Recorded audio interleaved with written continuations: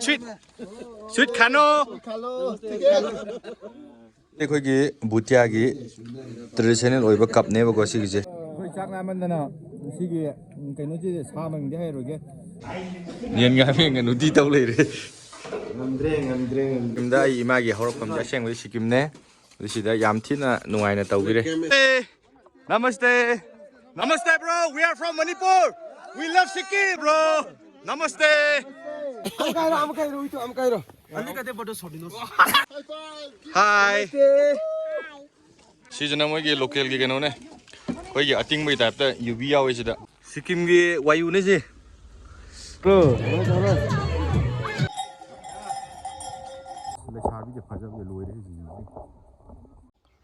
मैं ngasi ki video jina Sikkim da laiba last day ki video ne ba ado khoi je lai ama lai adu yeng ba chattoi ne ba video jina an kai shem ba ngamudre khoi irang ju tau ki ba adugi do ma yeng minar se ngasi na mu moi gi festival am lai si Sikkim da adu ne chatli Sikkim lai shabi mem lai lakani ade pakhang gar yaw jing jing ta yeng kan ni ji pakhang ji Sikkim की वायु ने जी तुम में वहीं तो है वो ने थाव ने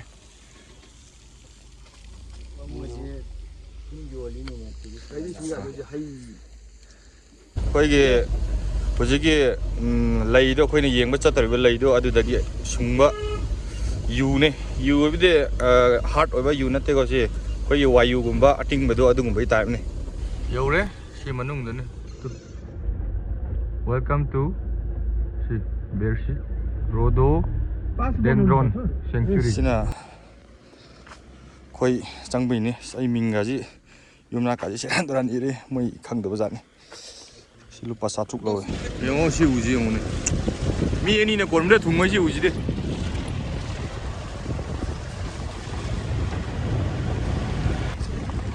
U bambi gi isang ngakta ne. Maramde swajai wakalda nongsa sukong khongam dong mande lechin dom tha le dong mande si sa le lai baja baja ba pink machu red machu bajare sida sat pa hore lai machu ji sina khara pink gi type tawe tawdrong sai dai de khong na oina sang le gari jang ba yadre kilometer manga amte khong na sat ka dong ne rai ai do mai कोई गिदा जुदू ना कया दा निंग थी जरबा कया दा फजरबा कोई गी hero ma'am जी हो सी डांस तबियते दा कोई बम बम बम बम चिंग म तोन जी जो युम म चौ चौ बलै सोम जी ना करी गइनो मोइ जी ओ मोइ traditional dress Ashom so lere. That's also traditional dress. Nepali likhabi. Ma'am lere. Sherpa hebra. This Somna na yakso lere.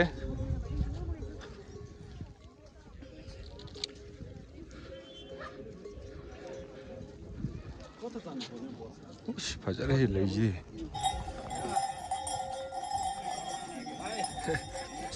Este fala com o Ney de jogar aqui.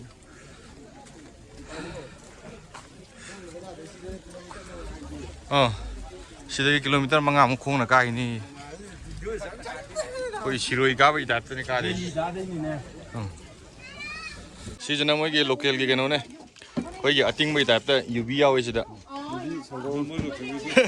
Asina asa pot biscuit ide. Am da try taw ne. Thao ne. Mong tao lên cái này. Pork. chicken.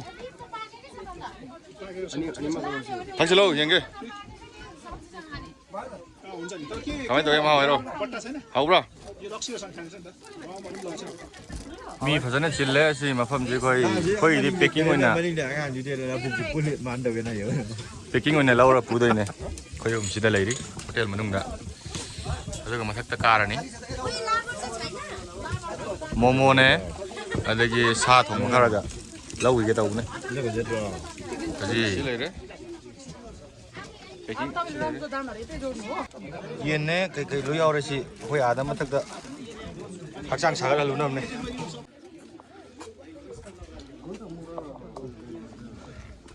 Welcome two ꯕꯔꯁꯂꯤ ꯆꯪꯒꯗꯧꯔꯦ ꯁꯤꯗ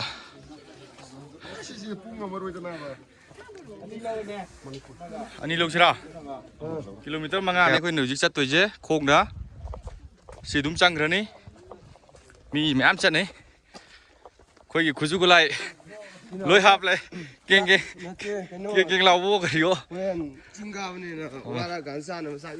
ꯆꯥꯛ ꯌꯣꯝꯅꯦ ꯁꯤꯅ trekking ꯁꯤꯀꯤꯝꯗ ꯂꯥꯛꯑꯒ trekking ꯇꯧꯕꯒꯤ ꯁꯤꯟ ꯃꯇꯦꯛ ꯑꯃꯅꯤ ꯉꯁꯤꯒꯤꯁꯤꯅ ꯎꯒꯥꯁꯤ ꯌꯦꯡꯉꯣ ꯏꯁꯪ ꯉꯥꯛꯇꯅꯦ ꯌꯥꯜꯂꯤ ꯃꯌꯥꯝꯁꯤ ꯁꯤ ꯋꯥꯁꯤ ꯌꯦꯡꯉꯣ ꯇꯨ ꯋꯥꯐꯧ ꯏꯁꯪ ꯀꯥꯏ ꯁꯤ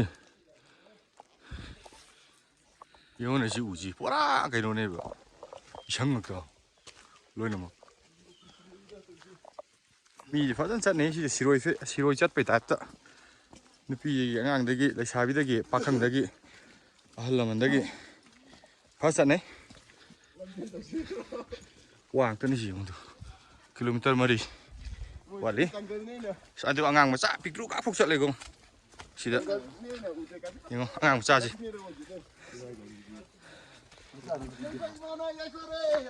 oh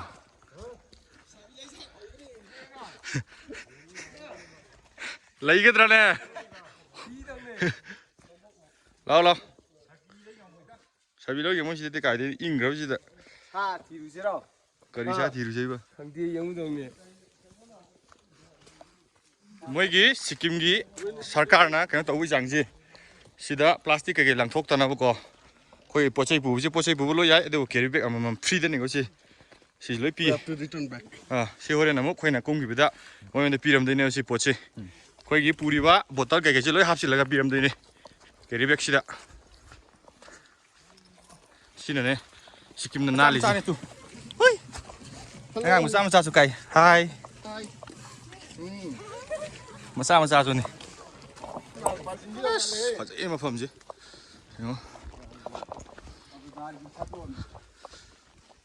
Jong kan pura jungle ne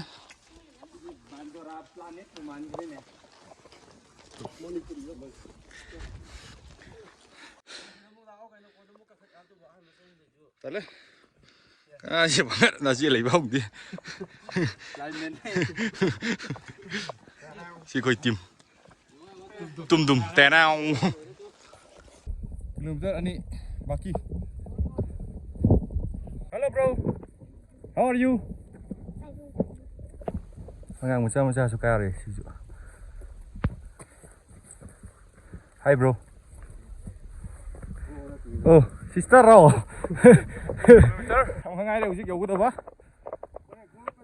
có ra chứ hả miếng khóc nói tao không có tí khóc hai lần sai chưa nào miếng ngoan mà không quá lên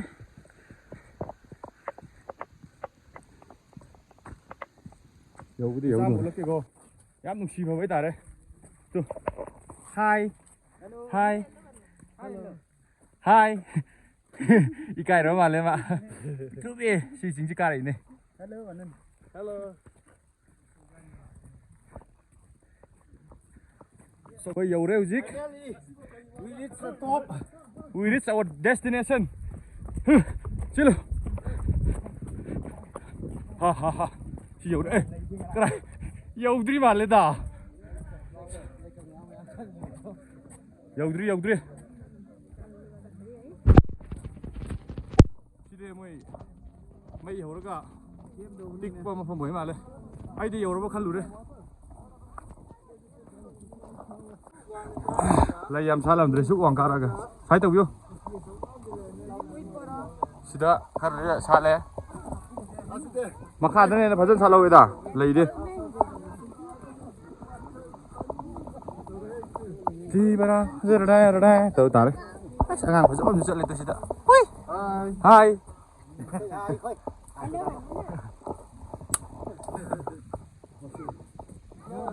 buông mà thằng ai đi vào tu sida khara si mà tu si lấy cái là buông mi si là buông mi ꯁꯤ ꯂꯣꯏꯅ ꯐꯖꯅ ꯁꯥꯠꯂꯒꯗꯤ ꯌꯥꯝ ꯊꯤꯅ ꯐꯖꯅꯤ ꯑꯣ ꯂꯩꯁꯤ ꯁ꯭ꯋꯥꯏꯗ ꯈꯔ ꯁꯥꯠꯂꯦ ꯃꯤ ꯈꯔ ꯇꯤꯜꯂꯤꯁꯤꯗ ꯂꯩ ꯁꯥꯠꯄ ꯖꯒꯥ ꯑꯣꯏꯕꯩꯅꯦ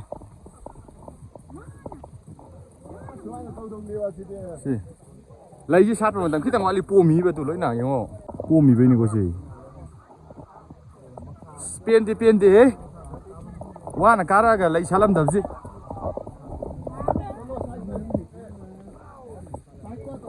ꯁꯤꯗ ꯆꯔꯥ ꯋꯥꯟꯕ ꯂꯥꯛꯐꯝ ꯇꯥꯔꯦ ꯂꯩꯁꯥꯕꯤꯗꯒꯤ ꯍꯅꯨꯕꯤꯗꯒꯤ ꯌꯥꯝ ꯂꯥꯛꯑꯦꯗ ꯐꯝꯕꯗꯁꯨ ꯇꯣꯡꯉꯥꯜꯂꯦꯗ ꯂꯩꯁꯥꯕꯤꯁꯦ ꯐꯖꯕꯁꯦ ꯂꯣꯏꯔꯦ ꯍꯧꯖꯤꯛ ꯎꯄꯥꯏ ꯂꯩꯇꯦ ꯑꯩꯈꯣꯏꯗꯤ ꯅꯨꯄꯤ ꯊꯤꯔꯦ ꯁꯤꯗ ꯂꯩꯔꯦ ꯂꯥꯛꯑꯣ ꯁꯣꯝꯗ ꯂꯥꯛꯑꯣ ꯕꯥ ꯁꯣꯝꯗ ꯑꯣꯏꯅ ꯈꯣꯝꯗ꯭ꯔꯣꯛꯄꯤ ꯆꯣꯡꯕ꯭ꯔꯥ ꯌꯦꯡꯀꯦ ꯁꯤꯒꯤ ꯂꯩ ꯃꯌꯥꯝꯁꯤ ꯁꯥꯠꯂꯗꯤ ꯀꯩꯗꯧꯕꯩ ꯐꯖꯔꯣꯏꯗꯣꯏꯅꯣ ꯗꯥꯎꯁꯤ ꯌꯥꯗꯦꯅꯤ ꯇꯋꯥꯡ ꯆꯠꯂꯦ ꯌꯥꯗꯦ ꯁꯤꯀꯤꯝ ꯆꯠꯂꯦ ꯌꯥꯗꯦ ꯎꯟꯕꯨꯗꯤ ꯎꯔꯕ ꯂꯩꯗꯤ ꯎꯗ꯭ꯔꯤꯕ ꯏꯁꯤꯡꯗꯨ ꯍꯞꯇꯥ ꯑꯃꯅꯤ ꯂꯩꯔꯗꯤ ꯁꯥꯠꯂꯅꯤ ꯍꯧꯖꯤꯛ Pani. ꯆꯉꯥꯡ ꯂꯩꯔꯦ ꯁꯤ ꯁꯥꯠꯂꯦ ꯂꯩꯁꯤ ꯁꯨꯃꯥꯏꯅ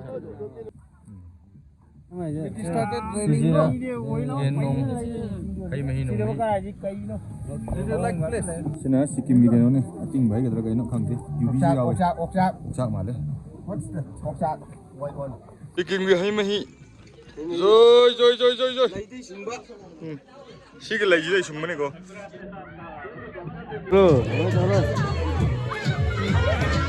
어디 다 준비해제.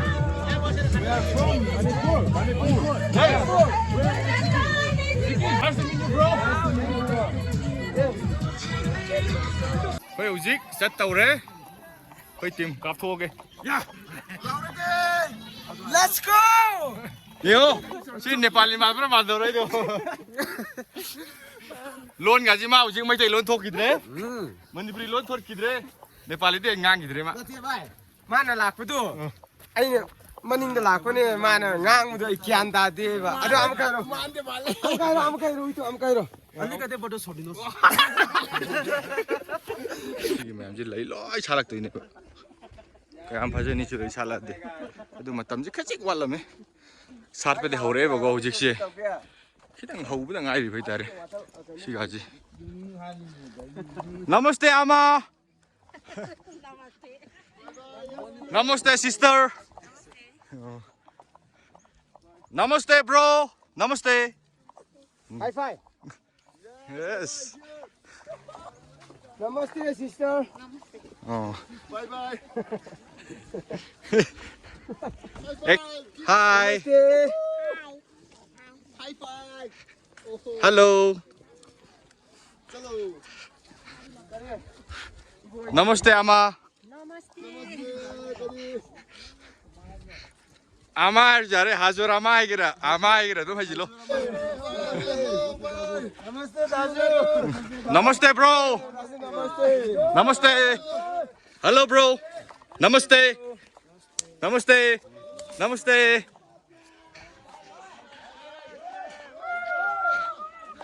Namaste bro yes pura cái đồ gì đấy chỉ để bút kịp phim làm bài đi da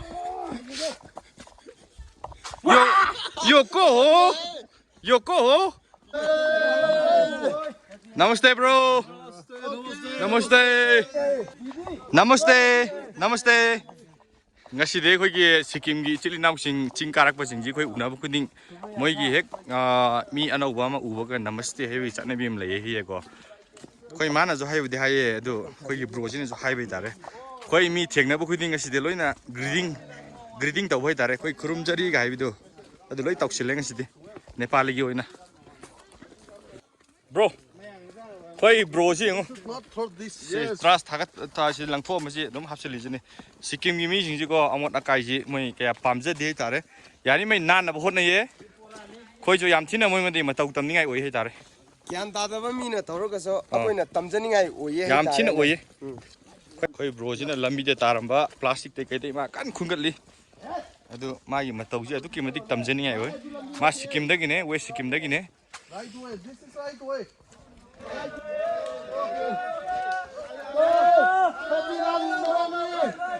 Namaste, bro. We are from Manipur. Hello, bro. Okay, bro. We are from Manipur. Okay, bro. Namaste, bro. Namaste. Namaste, Ama. Namaste, Didi. We are from Manipur. Namaste, bro. We are from Manipur.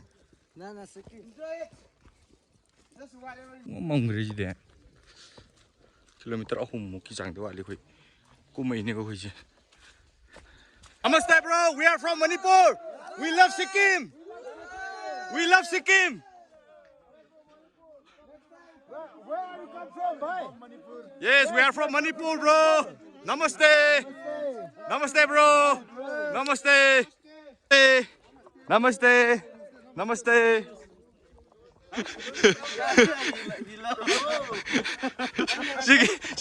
Sigi tu biji ko buwa sa kine pali lo sila video. Namaste, bro. Yes. We love Sikkim. We love Sikkim. Namaste, bro. Namaste, bro. We are from Manipur.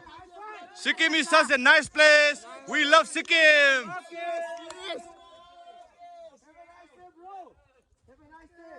Namaste, namaste. Namaste, Daju. Namaste. We are from Manipur. We love Sikkim. Listen to that. Pung mom. Jale.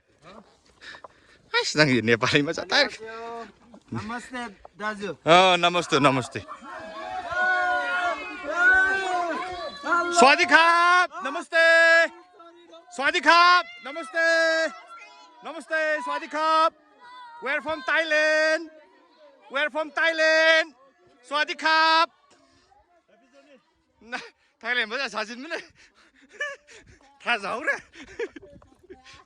Ông mà mấy cái gì? Namaste. Swadika. I come from Thailand. À, má lẹ. Ngay dưới đây video. Amilai tika pura mon pore.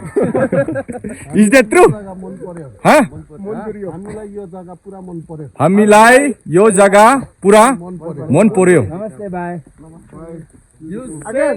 Amilai tika mon pore. Oh, second times again. Amilai tika mon pore. Namaste, sir. Very fine. We're from Manipur. We love Sikkim. Okay. I love Sikkim. We love Sikkim. Sikkim is very. Nate. Kayo tu hakta hapo ba? Hatta ba tu hakta hapo ba? Botol tu. Plastic tu hakta hapo ba?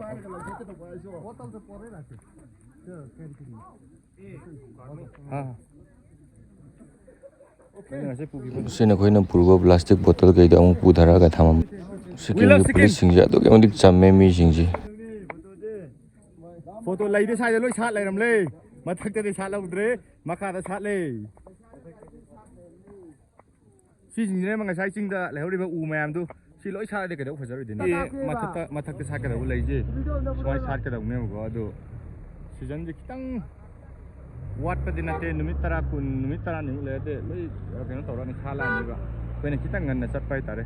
Mamang mama video di sigi mata min chala he ba go. To gi bo suni na phajai ba lai ji mo tu. Tha ji ne go mayam yak ai do tu si lai ji. Khan gu mane ga moi na ma tu khat de song e sau ju kha de hele ma si ga sang hele. Si. Adi ji na ke na male. Gadhai ba sagon gadhai du. Se pai se nga sai gi mathak ta chala ul lai du adu da gi मागी मही ने बको सिगी Rhododendron white. हां रोडो Y mai adugi ating bai tare sida yole man si man Alidi agala. itu si thare to Amadu do alikati. do to Sikkim da lak de gi manipuri lo kaung do re That's also good. Good. Kari how are you kari? mitho Mitho. Bahut mitho. dami mitho Dami mitho. Dami mitho. Yeah, very good. from is my bro from Sikkim. We love Sikkim. Yes. Someday visit Manipur. Okay, sure. Gadhara sagola khangde. Gadha be male je. Sina yak ne. Pai uzik. Yum han ba ore. I think it is donkey. Bro, sina No, how to say? donkey. Nice. Horse. now. Nice. Beautiful. Beautiful lady. Ramli.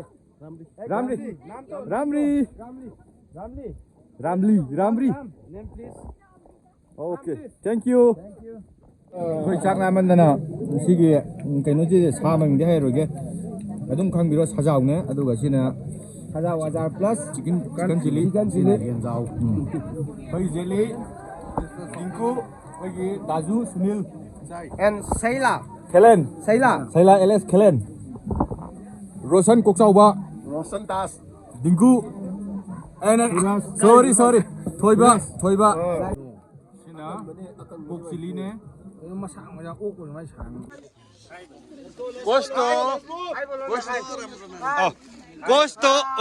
Gosto Ramro Nani. Hello. Naam kya ho?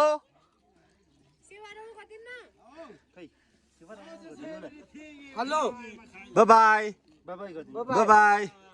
Baby. Ado ang masa so. Koti Ramro Nani ho. Hi. Hi. Pio, bijilo. Sweet Kano. Bye bye.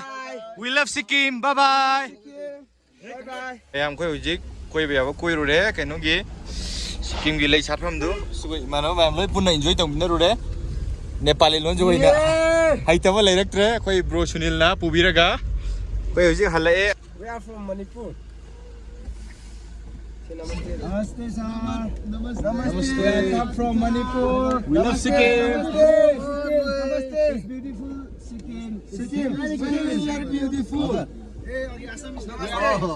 We love Sikkim. See in Manipur. Come to Manipur. Bye bye. Video benar sih lena mau ini. Luin masa gudri ke si bau? Masih mau dulu masa putri. Luin ini uni sure. Wes Sikkim dah lagi dah ke.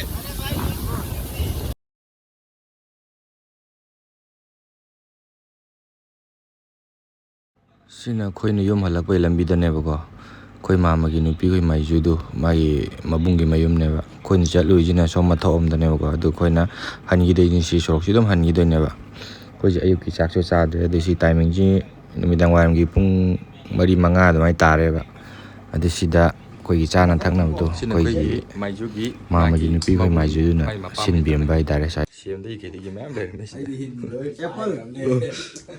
Siap. Ini barat Nepali itu Instagram ni.